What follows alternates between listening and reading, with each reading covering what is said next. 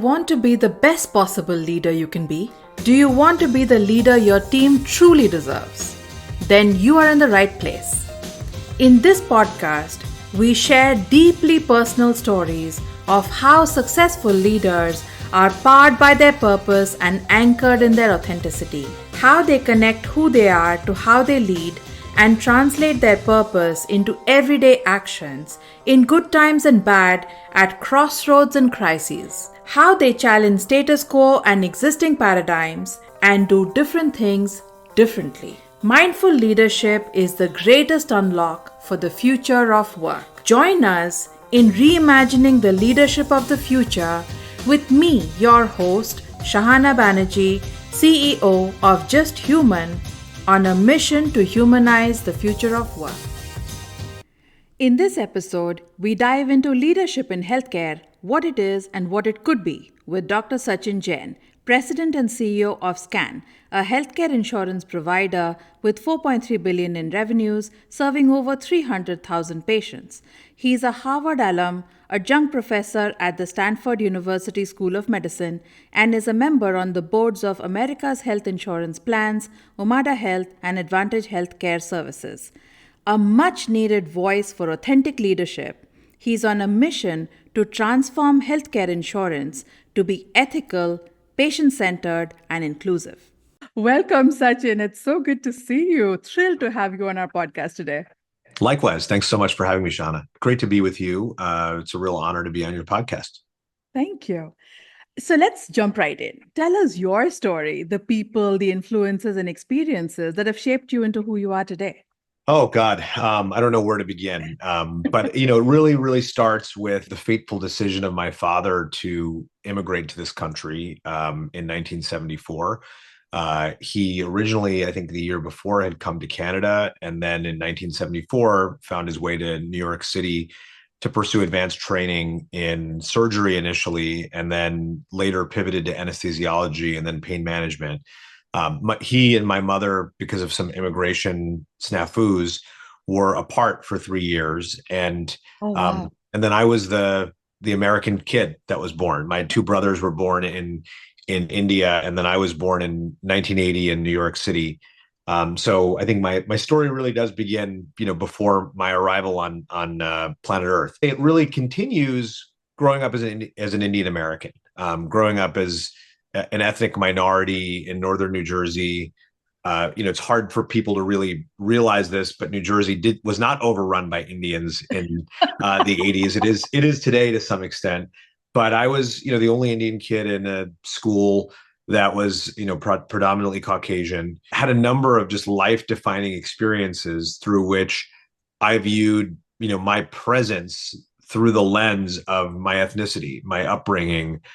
I still remember going to school with, roti and sabji in my, lunchbox, when other kids were eating tuna fish sandwiches. I remember defending my vegetarianism, in kindergarten and in the first grade. I had to simultaneously both kind of defend my own practices while being tolerant of other people's practices.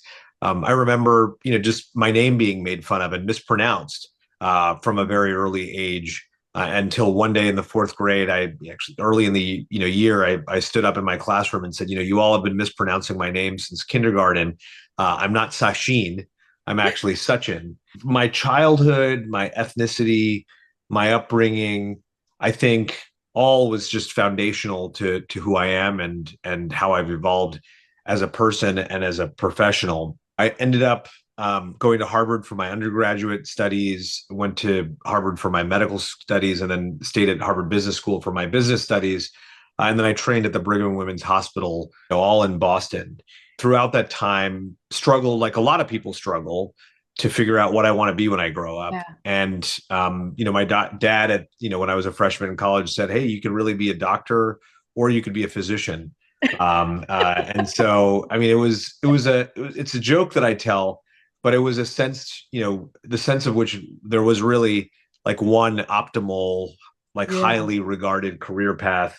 And even as I had other interests, he was pretty focused on the idea of security and safety, which I always reflect upon as being a bit ironic, given that, he made this very bold decision in the 70s I think if he were still alive, he would say he made that bold decision so that I wouldn't have to. Yes. And I think, I struggle with the tension of his entrepreneurship and then his subsequent risk aversion, and how it influenced my life. Mm. But I think, after I got established as a physician and then, got interested in health policy and health systems change, I found my way to, leading large organizations. First in the government, I was part of the Obama administration and was part of implementing U.S. healthcare reform.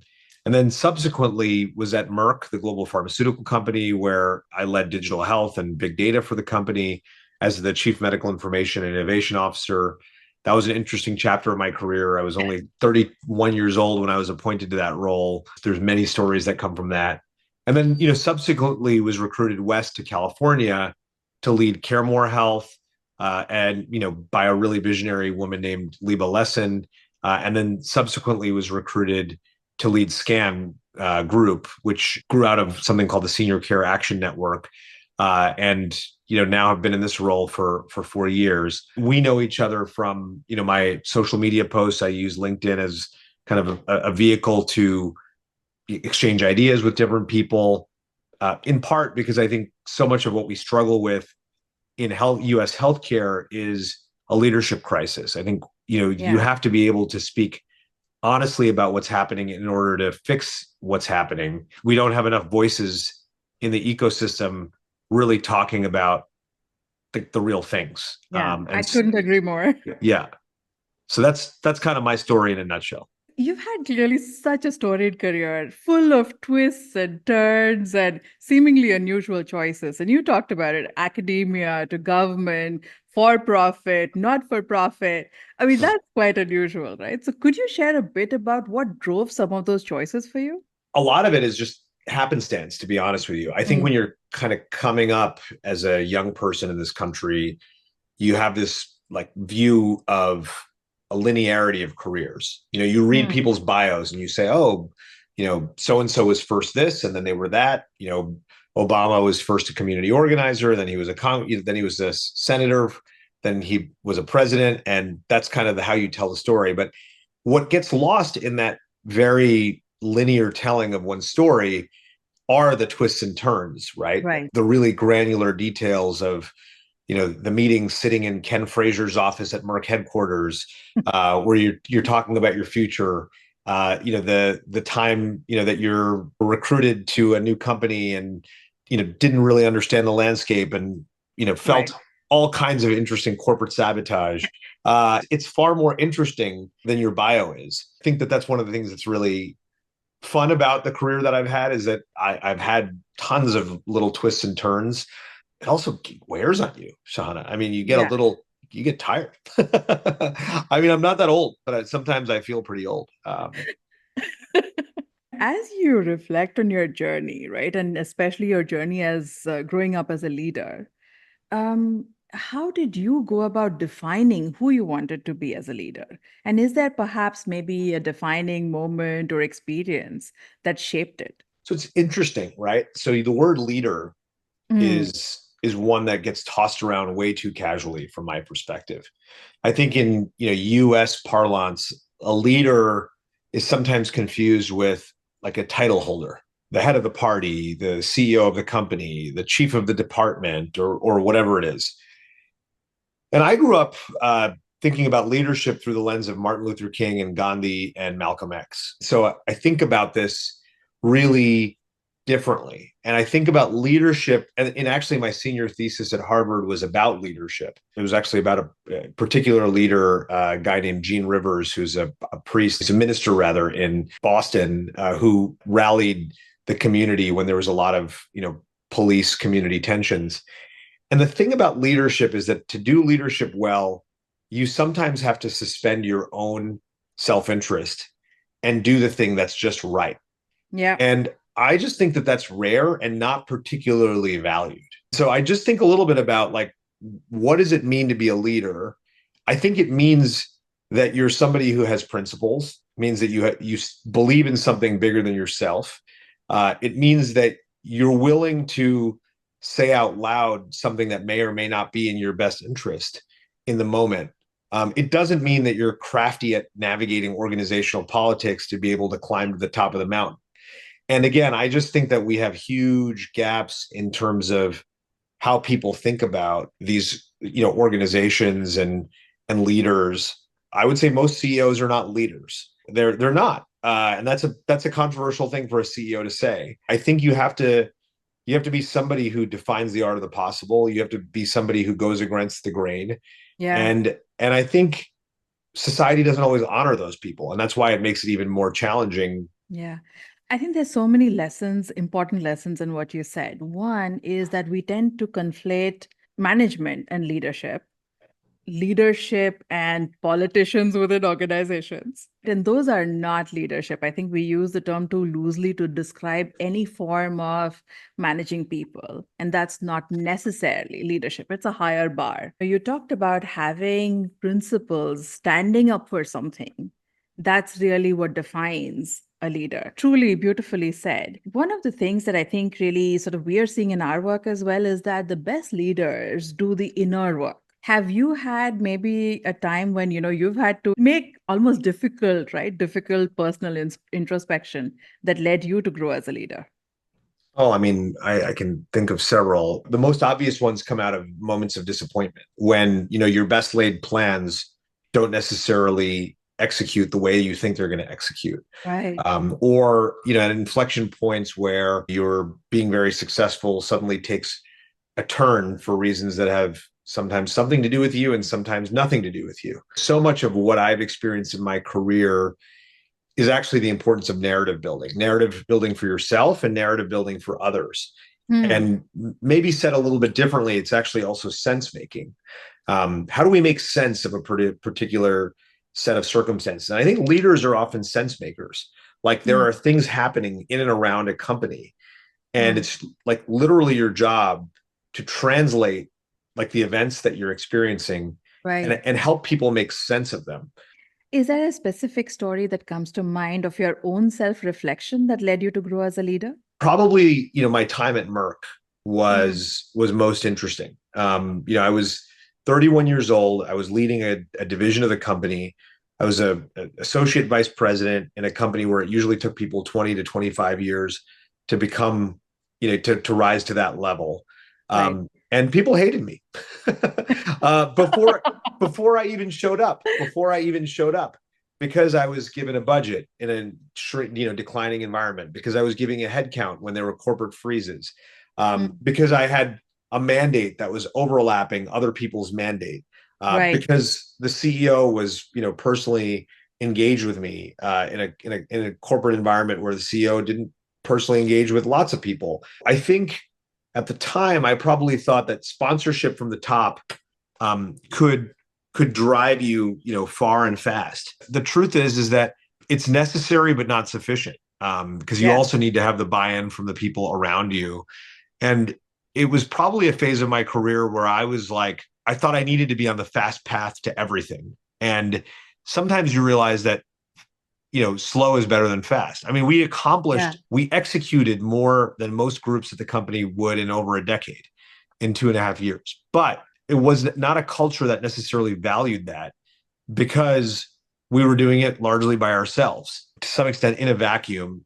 That gave me the enduring lesson from that period is just the high degree of necessary empathy to be effective, to work across, different parts of a company. And it sounds obvious when you say it, but it's not obvious when you're starting out your career. When you start your career, you're like, I'm on this journey. I got to do my work. And if you're Indian, you grow up with this idea of like, just do your duty. I'm mindful of the result. And you're just like, I'm going to work hard, and Yeah. I'm just going to deliver, and I'm going to perform. And then you realize that you actually have to work with other people, and other people actually have to like you. Um, and even people who you don't like have to like you. Which is like, wow, like, how did that happen? That, people you don't even like actually have to like you.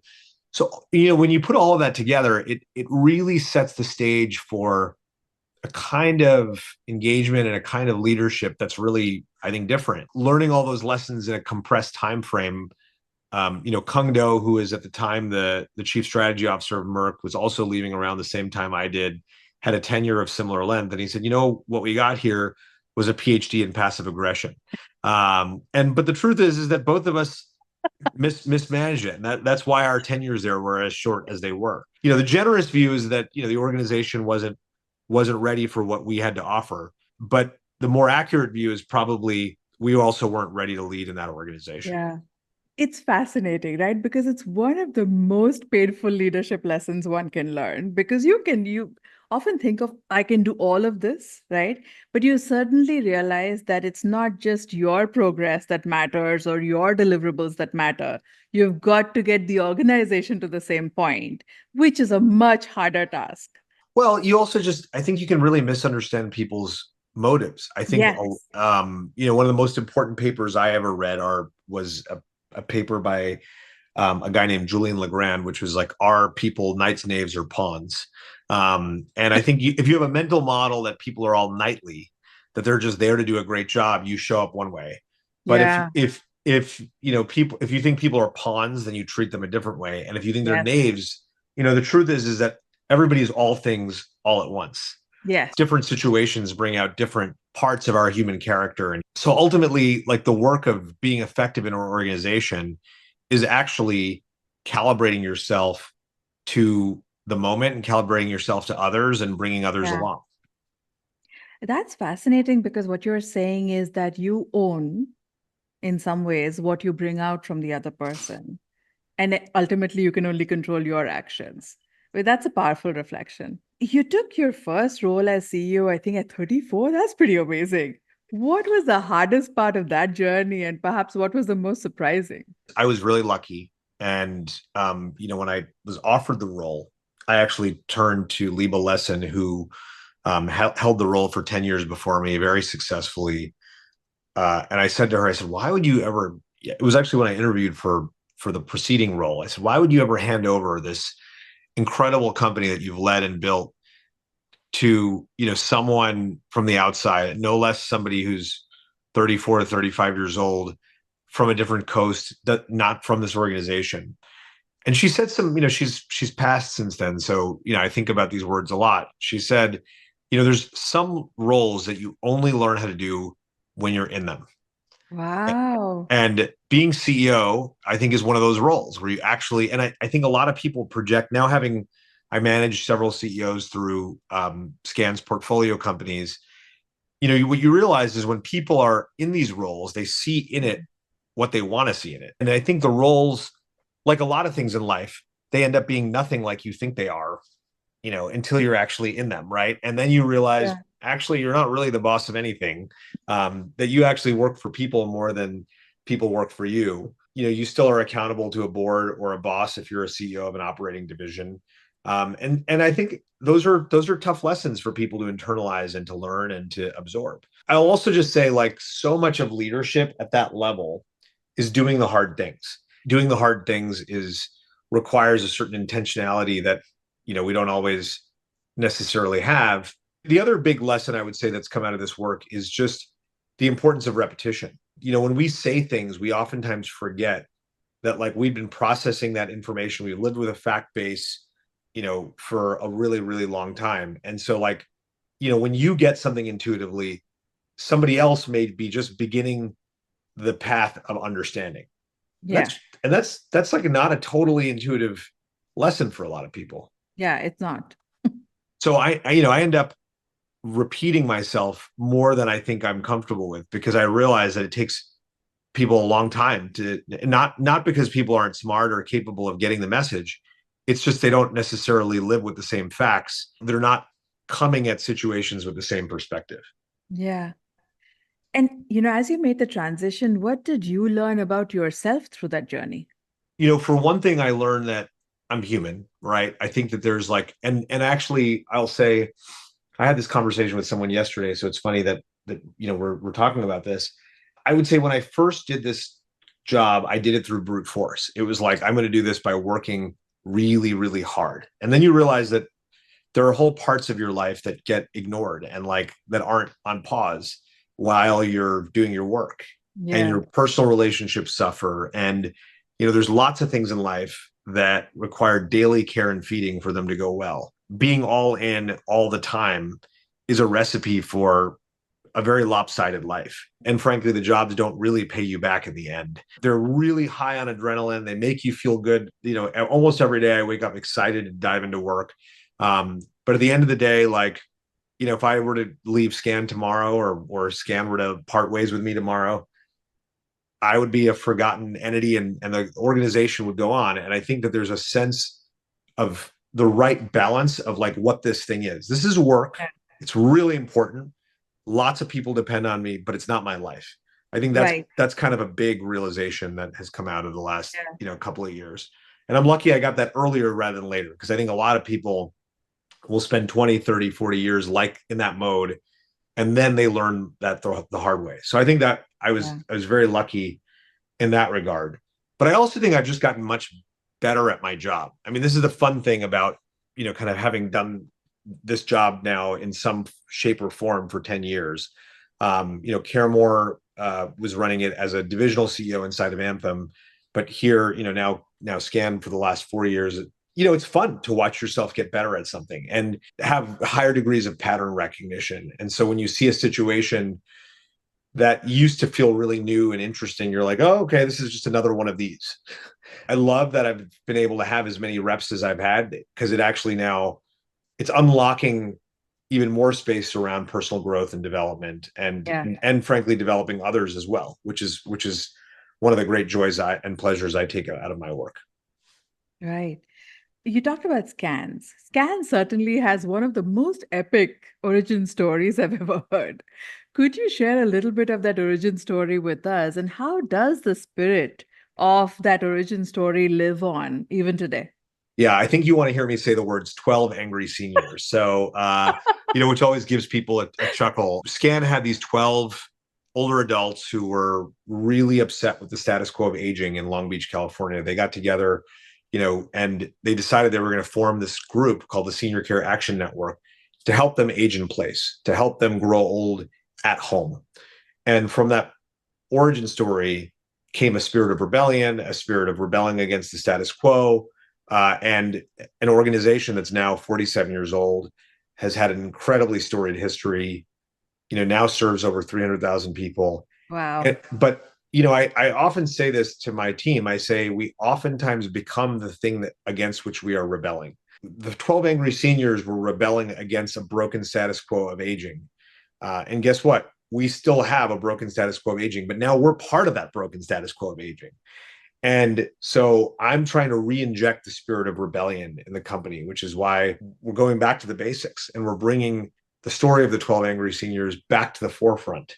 I think it's really resonating with people. I think people want to be part of a movement. People want to be part of rejecting business as usual. And that's a bit of what we're trying to do at Scan right now. Yeah.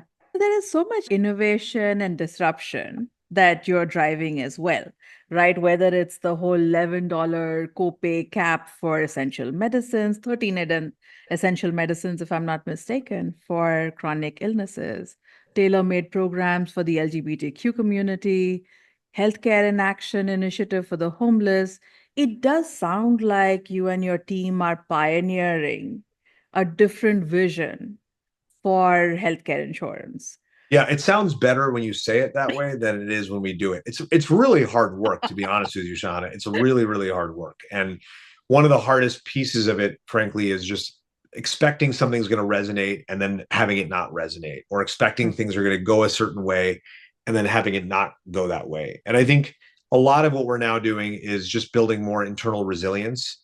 It used to be like, hey, we built something and then we hope people would show up. Now we're kind of making a lot of real-time change to everything that we do, in order to enhance the likelihood of our success. And it's a lot of fun. It's really a lot of fun. This podcast is brought to you by Just Human.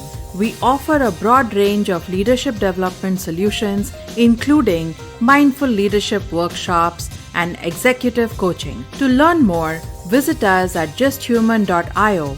And now, back to the podcast. If you think about leadership, right, who is the best leader you've ever worked with, and what do you remember most about them? I'm not going to name one. I'll just be honest with you, because I have had so many. The gift of my career, whether it's my mom, my dad, my earliest mentors to my latest mentors. I mean, I'm probably one of the most over mentored and over sponsored people in American healthcare or in American society. I mean, I've been just an embarrassment of great teachers and leaders that I've worked with and for. Starting in elementary school, Mrs. Slaff was a teacher who looked out for me when I was a minority student at a school that didn't really accept minorities. High school, I had just an embarrassment of really great teachers who supported me. In college, Don Berwick was a very inspiring mentor. He eventually became CMS administrator, but he was the founder of the modern healthcare quality movement. Business school, I worked under Michael Porter, who is the famous business school professor. During my time in government, worked again with Don, worked with David Blumenthal, legendary health policy academic, Rick Gilfillan, who was the head of CMMI, the first head of CMMI. And then, Mike Rosenblatt, my boss at Merck, was the founder of the osteoporosis field in medicine, and, helped, lead the development of Fosamax, which is a drug that's changed the lives of literally hundreds of millions of people. And Liba Lesson, who I referenced at Anthem, Pete Haitayan was my best boss. He runs the Carillon division of Anthem right now, but was a very fair, very even, very challenging boss. He was sort of the sports coach kind of boss that you have. And my board chair now, Linda Rosenstock, has been super supportive of our progress at SCAN. I've been lucky at every turn of the way, that doesn't even include the countless people who really supported me along the way. Residency, Joel Katz, who is our residency program director, who taught me what it's like to really build and recruit just an outstanding team. And then there's, again, countless people who just like take a call, take a meeting, want to give you some pearls of wisdom, some advice, which is one of the reasons why I try to do the same to others, is just the pay it forward nature of it. Because again, we're all just an amalgam of like all the incredible people we work with and work for over the course of our careers. You want to try to honor that every day as much as you can. Yeah. And one of my big pet peeves is when people think they did it all themselves. None of us does anything by ourselves. Yeah. These are all amazing thought leaders, right? And they are also amazing human beings from what you're sharing. What impact did they have on you personally? The story that comes to mind that it's probably worth sharing with this group is with Liba Lesson, who was my predecessor at CareMore. Yeah. We went to visit one of our clinics, and one of the employees, this was in one of Liba's last weeks as CEO of CareMore before she passed the baton to me, runs up to Liba and says, "Liba, can we get a fish tank for the office?" Liba said, "Sure, we'll get a fish tank next week." And she just greenlit a fish tank.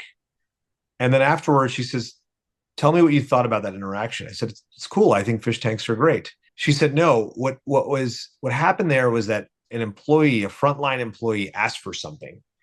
And she and everyone in that clinic learned that they can ask for something, and someone's going to listen to them and is going to act on their request.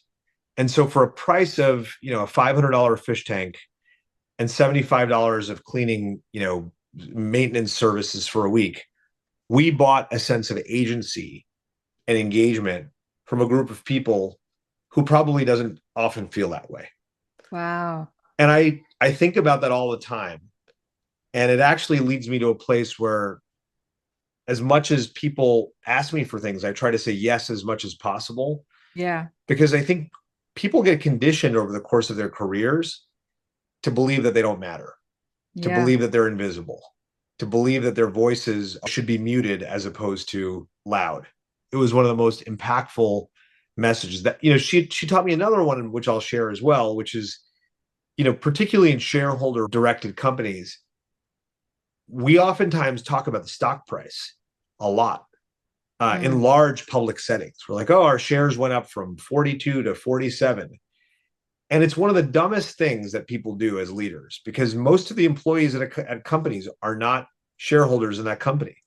So unless everyone is a shareholder, everyone from the janitor to the CEO is a shareholder, you shouldn't be talking about stock price to to everybody because it's not relevant to them. They want to know that the company's doing well, and they want to know that they continue to have a place in the company. Ever since I worked with her, so much of corporate communications feels so silly to me because there are so many companies where the thing you say that you're about isn't the thing that you're actually about. Yeah. And I think people perceive very quickly that disconnect between the mission statement and then how you show up as a leader and what you talk about as a leader.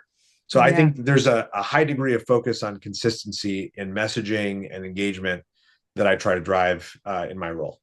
Let's talk about the other end of the spectrum, which you started to allude to.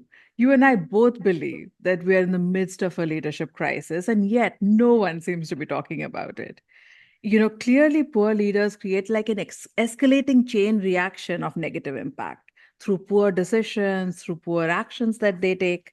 What are you seeing, Sachin, in the world of healthcare that is leading you down that path? And maybe could you share some examples of the same? Well, I'll take a big step back. I think we have a preponderance of cluster B disorders in leadership. And what I mean by cluster B is the part of the diagnostic and statistic manual for mental illness, which focuses on personality disorders. And for a variety of social factors that are way above my pay grade, we've normalized narcissism. We've normalized borderline type behaviors atop most organizations. And in fact, what we've set is a world in which that's what it takes to get to the top of these organizations. As a result, you have a lot of dysfunctional cultures that are bereft with inauthenticity. Here's what we say and here's what we do. Here's what we say, here's what we do. Yes. We say we invent medicines to save the world, but we gouge people on prices. We say and restrict access. And restrict access. We say we're here to make healthcare better and more affordable for people, but really what we do is deny claims and introduce a lot of friction that pisses a lot of people off. We've normalized a lot of very abnormal things. We become numb over time. We actually become almost fully numb to the extent to which abnormal behaviors are fully normalized. Yeah. Could you say more about what's the abnormal behaviors that we have normalized? The fact that it takes, we run large health systems, but it takes like 9 months to get a primary care appointment. You'll have a medical procedure, but no one will call you to tell you the results until you call other people. Again, it's just, these are small examples. We create these false dichotomies. You can both be efficient and caring. You can both be profitable and humane. And I think we sometimes create these false dichotomies that don't necessarily align with what's actually possible. Beautifully said. You're such a much needed voice for change, I think, in healthcare. Your passion and advocacy for common sense ethics, whether in every aspect of healthcare, from public policy to, pharma or devices companies to hospital administration to health insurance to clinicians. I mean, it's truly remarkable. Why is it so important for you to be that driver of fundamental change? Because I think we all have one life to live. Because my dad always told me that every generation has to do better and more than the last one. We have a very broken healthcare system that actually needs solutions like yesterday. That a lot of people are making a lot of money and are being very successful without being very good. And I don't think the two are necessarily have to be quite so opposed to each other. So these are the things I'm thinking about. But a lot of people are seeing the same issues, but they are not necessarily galvanized into action. Why are you? So I'll tell you one thing, and this is really important. I have a board of directors that is very supportive of me being me. And I actually don't take that for granted. I think a lot of people don't have that. I think a lot of people in large corporations, large organizations are controlled by risk aversion and comms people who tell you it's better to say nothing than to say anything. Yeah. And so we have this culture of really stilted communications in coming out of most organizations where leaders are only saying carefully prepared remarks that were written by PR and comms people. Allowing yourself to be human as a leader can actually be very galvanizing and motivating for people. And so that is a bit of what I'm my leadership is about, is really trying to to drive greater comfort with being yourself. Yeah. But I think so many people get the wrong training. I mean, I hate to say it this way, but we have a lot of corporate robots in True. America. We have a lot of corporate robots in America who've been trained to like leave their feelings and thoughts at the door, and they're there just to like affirm the person who's higher than them in the org chart. And how sad is that? How sad is that we've lost all the, you know, the delta between their potential creativity and their real creativity, their potential self and, you know, their potential authentic self and who actually shows up at work. I mean, it's a huge gap. There's an element of activism, rebellion, and a real fire to make things better that is, sort of consistent, I guess, throughout all of your choices, your career, whether it's, in fourth grade, sort of telling kids to call you by your actual name, or, even now the sort of work that you're pioneering at Scan. There's something about that that seems to come from deep within. It, seems aligned to your purpose, seems like a calling somehow. Could you say more about maybe, what do you think your purpose is and why that is so important for you? My purpose is just trying to leave the world a little bit better than, you know, where I found it. Honestly, that's kind of how I think about it. You know, I come from a family of people who are oriented towards service. My grandparents came out of the Indian independence movement.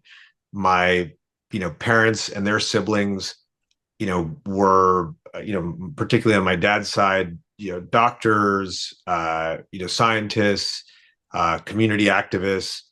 So I grew up in a family where the work, the dinner table conversation, or what my dad would call the silent education, was, hey, we got to make things better. We got to strive for more. We got to strive to serve more. We've got to strive to do more. And that was the ethos that he tried to project. Thank you for sharing that. That was beautifully said. Is there a specific instance or story with your father that you'd like to share? It was probably one of the conversations I had with him late in life. The conversation I asked him about what he would have done differently if if he lived all over again. And what he said to me actually shocked me, Shahana. Hmm. It really shocked me because this was a man who worked really hard and prided himself on hard work and instilled those values in us every single day. You know, he turned to me and he said, "Such, I would have probably worked less and spent more time with your mother and Hmm. you and your brothers." And I looked at him and I said, "Why?" He says, "Well, so many of the things I gave meaning to didn't actually have real meaning in the end." And Wow. it's so easy for us to give meaning to things that are actually meaningless. Yeah. I often tell the story of a vice president, or actually wasn't a vice president. She was a staff vice president at my last company, whose goal in life was to become a vice president. And, you know, she just lived with this like deep hunger to be a vice president, like Right. disappoint. And we all know these people, just deep disappointment. Like, you know, I got passed up again and I just want to be a VP. And I looked at her and I said, you know, what's going to change in your life once you become a VP? Right. On some level, there was like a deep validation of sacrifices that she had made that I think she was seeking, Yeah. right? Like I've done all of this, like, and I just want someone to validate, the Yeah. organization to validate that my sacrifices mattered. Yeah. And a few months later, she was named a VP. And so I had a lot of fun. I called her and I said, "So, do you feel any different?" And the truth was, she didn't. And so much of what we seek, you know, is what we call in Hindu culture like Maya, right? Hmm. It's all illusion. It's this magical illusion of meaning that we give to people and things that don't actually have Yeah. the meaning that we give to them. The stories we tell ourselves about Yeah. things are so important, but it's complicated because there is a sort of nihilism that can easily set in as well, Shauna. Like you can Yes. easily be like, well, nothing really matters. Yeah. And so I think the balance is to really laser in on the things that actually matter and to have some connection to some purpose that I think sets you up to have the right conversations with yourself about Yeah. what actually matters and what doesn't matter. And I would say I'm in a stage of struggle right now myself. I'll be candid with you. Been fortunate to have a fair amount of professional success. There's always a voice, from your childhood, which is like the what's next energy that you bring to conversations. Mm, And that sense of like, where are we going to get the next sense of fulfillment or the next sense of accomplishment from?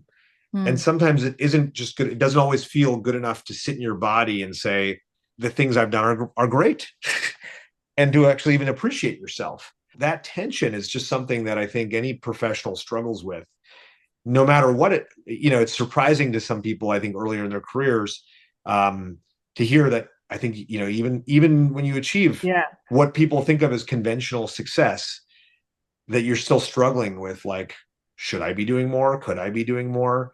Am I yeah. having the impact that I want to have? And I think that's interesting. Yeah, I told my wife last night, I said, I've got a deep sense of restlessness right now. And I don't know where it comes from. And Right. I probably just need to go for a run. But at the same time, I think this tension between restlessness and satisfaction is a big one.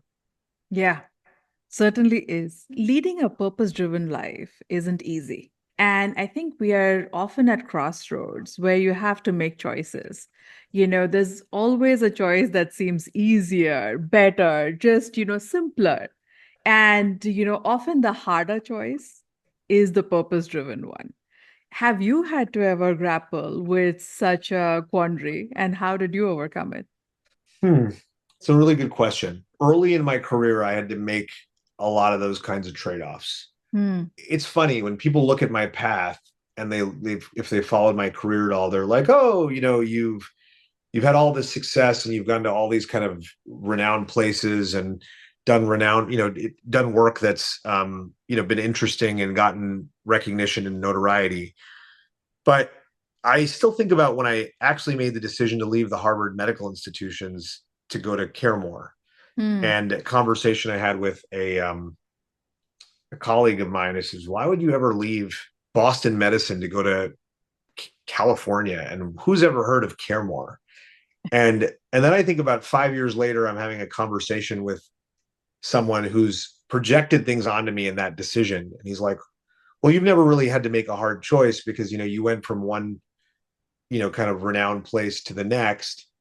And I was like, actually, that's not true. I think a lot of what I did was helped grow Caremore's renown in its space. So I think I had to make an unconventional choice because I saw potential. And I Hmm. think that a lot of what I always tell people when they're asking me about career advice is like, you should run towards the place with unobvious opportunity. And oftentimes that's the Right. place where there's like a fire, where the building is burning. True. And then you should be the person who brings the fire hoses because, in the end, the thing I can really feel great about with my time at Caremore, even though it was a renowned and well regarded and high performing organization before I joined it, is that I really put its work on the map in a big way and helped support its performance in a big way for the time that I led the organization. And so I think that that's something that I like. I think is a bit it's a bit unconventional, and it was the easiest thing for me to do would have been to stay in Boston and Right. stay enmeshed in, like, a medical community that I grew up in, Yeah. literally grew up in, from age 17 to 33. Instead, made the decision to, like, just do something completely different. Yeah. And it's paid me back, tenfold, just in terms of career satisfaction and joy, because I've been able to really put my stamp on a lot of things. Yeah. It also sounds like it was more true to you in some ways at that point in your career, in terms of in terms of the impact you wanted to have, I suppose. Yeah, I also think there's just something about, and I don't know if this is like culturally Indian or what, but I also think there's something about being an underdog Yeah. that's like a little bit more satisfying. And I'll say, like, in many ways I've been an underdog my whole career. It doesn't seem like that after the fact. And do you see some of that sort of show up in, the work that you do as well? I think In so. terms I mean, of, I think so. I mean, we ended up, starting the first LGBTQ plus plan in the country. We started the first women's product in the country. We started the first scaled program to address, loneliness when I was at Caremore. We were the first health plan to partner with Lyft or Uber when I was, in the Medicare Advantage space when I was at care more. So, a lot of, we launched this medical group focused on homelessness, believing that the principles of managed care could, actually drive down healthcare costs and improve the quality of life for people experiencing homelessness. There's a long list of these things that I think come from not feeling bound to conventional Yeah. thinking and wisdom. But again, it's lonely. I'm not going to lie, Shahana. It Yeah. feels very lonely at times. It feels sometimes like you're doing something that's so different from what other people are doing that you have a cohort of one. And that's, Yeah. of course, not true. I have tons of great friends who are, very supportive and have been helpful in my journey. But I do think it is lonely to be a leader. It's lonely to be somebody who's trying to do things a different way and follow his or her own path. Yeah. Some of those things you said also show such a deep commitment to the underserved communities and support for underserved communities. It's truly remarkable. Yeah, I mean, the question is always, if not me, then who? Yeah. And if not now, then when? Right? And I think that that's a little bit of the urgency that I think is missing in a lot of organizations and healthcare leaders. It's what I try to teach and coach, and the people that I work with is we gotta keep going. We gotta keep going. Yeah. As you look back at the impact of your work, and you talked a bit about it on the communities that you serve, are there some stories of impact that stand out for you? The work we did on loneliness, the scene, we launched the first. This is pre-pandemic 2017, before anybody was writing about or talking about loneliness Yeah. quite as much as they do today. We identified this as a huge problem in the patients that we served at CareMore. It was in almost every exam room. People would come in Wow. for medical problems, but when you actually started to double click on who they were and what their lives were like, they experienced high degrees of loneliness. And, when you really try to understand what is at the heart of so many medical problems, social isolation, social desperation Hmm. is at the heart of it. Yeah. And so we actually started this outreach program called the Togetherness Program. We appointed a chief togetherness officer. And I'll always remember that, one of the first anecdotes that came out of that program is that one of our earliest participants would always answer the phone, "Hello, Armando." Hmm. And the question was, why was she answering it, "Hello, Armando"? Well, the answer was really simple. No one else called her. That was the only point of contact that she had with Oh, another human being. wow. Only telephonic point of contact that she had with any human being was when Armando called her for her weekly phone call. Oh my Um, God. Goosebumps. so, I think that that kind of difference that you make in people's lives, again, when there's a vacuum, really is very motivating, Yeah. and self-reinforcing. And you end up wanting to have more of that kind of impact on people's lives. Yeah. That was such a great story. You have to tell us one more. Yeah, I mean, the other I would share is really just around our work with homelessness. My origin story around our work with homelessness really started when I was an undergraduate student, and I used to volunteer at a shelter that was student run in Harvard Square. And, I would see every day that the people we were taking care of were people whose homelessness was either created by healthcare problems or exacerbated Mhm. by healthcare problems. But they Wow. were also people who, frankly, did not want to see traditional healthcare settings because they felt completely disrespected by traditional healthcare settings. And there's Mm. a young man named Matthew at the time who actually wasn't that young, but his name was Matthew. And he told me how disrespected he felt by the healthcare system and how he would never go to an emergency room, even if his life was on the line, because of how poorly he was treated by Oh, the that's staff at awful. some of the local hospitals. That ended up being really career defining for me because I started at the time a homeless clinic for people who were visiting that shelter, which I think was very meaningful for them, and meaningful for me. And then, really kind of created a lifelong interest in this work. And then when I came to SCAN, we started Healthcare in Action, which last year provided medical services, continuity services for over 2,000 people. Wow. So that was pretty exciting and pretty meaningful. Yeah. Amazing stories, both of them. I could talk to you forever. We tried to maybe put some questions into a rapid fire section for you. Are you Sure, ready? I'm ready. I'm ready. Let's do it. Okay. You wake up one day and realize you're a superhero. What's your superpower and what would you do with it? I wish that I could see any moment in history and really know what happened. Like I could zoom into any moment of any like I had some so that I could really understand at a next level like how things happen in the world. Yeah. Um, that's the thing I would love to have.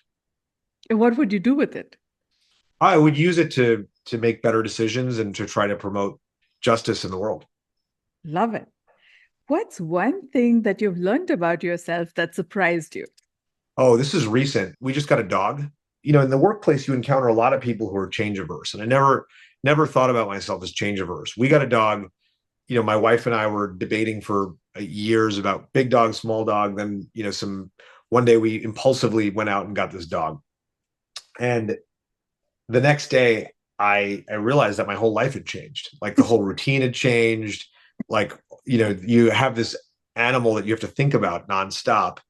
And I felt this like deep discomfort. I didn't sleep well for 2 days. And I was like, aha, I'm now at the stage of life where I'm a little change averse, you know, moving things just a little bit, you know, and I was actually really then on reflection, very happy to have the dog because it forced a bit more, you know, it's forcing more resiliency for me. Oh, that's amazing.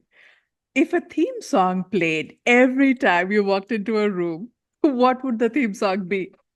This one's easy. It would probably be "Eye of the Tiger." You know, that's the song that, you know, I used to hype myself up to when I was young, and I don't listen to it quite as much anymore. But that would definitely be, you know, I totally relate to that. yeah.